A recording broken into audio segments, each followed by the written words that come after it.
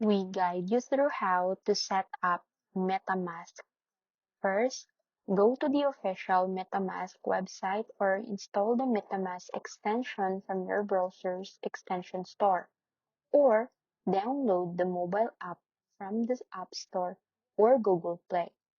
Open the MetaMask, click Create a new wallet. If you are setting it up for the first time, create a strong password. Then you'll be shown a secret recovery phrase.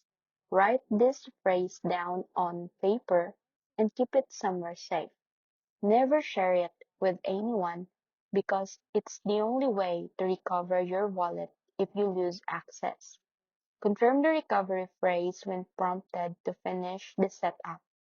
Once your wallet is created, you'll see your wallet address, which you can copy to receive cryptocurrencies.